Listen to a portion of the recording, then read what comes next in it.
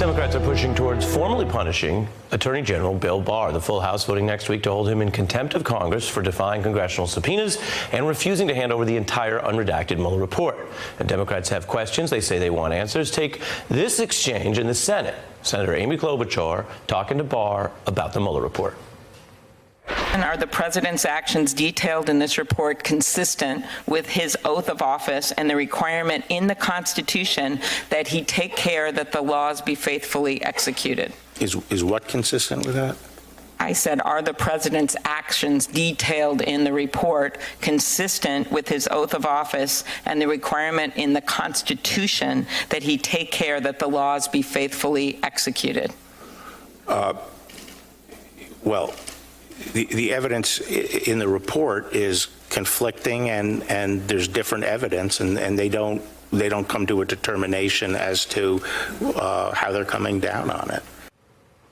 And I'm joined right now by that lawmaker who faced off with Barr, Minnesota Senator and 2020 presidential candidate Amy Klobuchar. Thanks for coming on The Beat. Well, thanks, Ari, and happy 19th Amendment today. Amen. It is the 100th anniversary, and is all that the women senators are wearing yellow roses. That's the yellow rose. Well, now we know.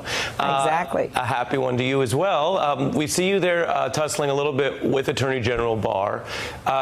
Should Bob Mueller be forced to publicly testify by Speaker Pelosi?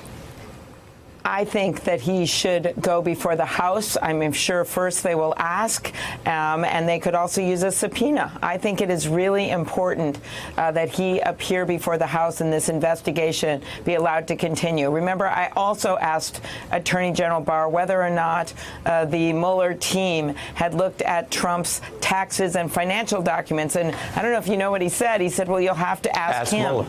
And I said, well, okay, but then he has to come before us to be able to do that, and that is the problem. So he's not only not come before the Senate, he's not come before the House. We did have the press conference, but I think it is really important that there be accountability. This investigation continues, and that means both Barr testify before the House, not just the Senate, as well as, of course, Bob Mueller appearing before both bodies, but the House has the power to subpoena him. And in your exchange with him there, we saw you pressing him and him basically trying to dodge around the idea that the report had conflicting evidence, although we also know that he resolved the questions publicly. I was looking at some of your evidence here in the statement you put out after Mueller spoke, saying he should testify, saying that basically an expanded investigation or impeachment hearings are one way to investigate this, and then you talked about your legislation for paper ballots and online ads. At this point, should we take that as sort of your ending view of the matter, or do you think there should be potentially impeachment, and if so, when? Of course, I think there could potentially be impeachment. In fact, if they keep stonewalling, that is one way you can proceed. But I do think right now this investigation can't be stopped. They must continue. And the other piece of this that you note in my statement is one of the major reasons it has to continue is that we need the American public to understand what Russia did because of the fact that we have been unable to get the Republicans to pass the bill pushing the states for backup paper ballots. That's the Secure Elections Act. That's my bipartisan bill. They also have refused to pass legislation that would require the social media companies to do just what like your TV does, and that is say where ads are coming from, what they are, and how they're paid for. And yet we're going to see $3 to $4 billion in ads, many of them dirty ads, over on the internet. And I find this just outrageous. This is the underpinning of our democracy, right. That we have fair elections. Well, and you mentioned that's regulation, which is something else I wanted to ask you about writ large. Your campaign has talked about beefing up antitrust. A lot of Americans concerned about consolidated economic power in some of these companies, tech and elsewhere. A, how does that work for you in plain English? And B, do you find voters care about this when you're out there or not so much? You know, I remember being in a cafe and I heard someone say, "Hey, I saw you on TV." And I said, "Oh, was it about Russia?" Because I just went on. And she said, "No, it was about that things are too big. Things are too big, and that's right." So I would start with that. We have a situation right now where we have a record number of mega mergers. We have many industries, even in addition to tech, where we've seen these big mergers in agriculture, in places like pharma, in railroads. There's only 4 major Class 1 railroads right now, which is the exact number on the Monopoly Board. And so that is why I've introduced legislation which says, let's look at the new reality we're in right now, make sure that our agencies have enough resources to be as sophisticated as these big companies that are controlling so much market power, that are monopolizing certain industries, and tech is a good example of that.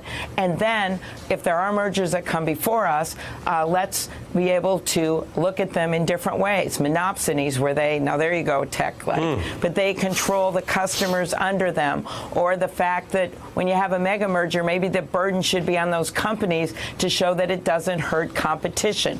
Those are things that my bill does. And again, it is common sense, and you should also be able to look back at some of these purchases, like Facebook's purchase of Instagram and WhatsApp, so that you're able to look at this to make sure we have a competitive market. Right. I think it is a major price issue for consumers and an innovation issue for small businesses and startups if they can't get in the market. Yeah, and in so many cases, as you say, it's consumer choice, it's what people can afford, it's also the pipeline of information and democracy. My last closing question for you, in a sentence or two, what makes you, in your view, the best candidate out of the Democrats right now?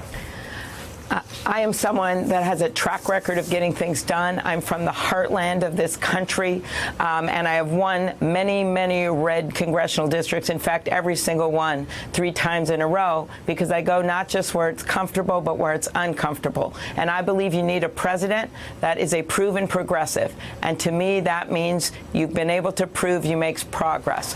That's what I've done. That's what I'm bringing out to the voters. And that's why we're increasing our lead and our numbers, at least, in places in the early states. Because when I have an ability to get out there, I know my state is smaller and I'm not as well known, but when I have an ability to get out there, I can connect with people and talk about the issues that matter to them: mental health, infrastructure, bringing down farmer prices, doing something when it comes to these big companies, and making sure that we have a fair shake out there for the people of this country. I've got their backs, and I'm going to continue bringing that message across the country. That's how I've won every race that I've ever taken on, and that's how I'll win this one. Hey, I'm Ari Melber from MSNBC. You can see more of our videos right here, or better yet, subscribe to our YouTube channel below.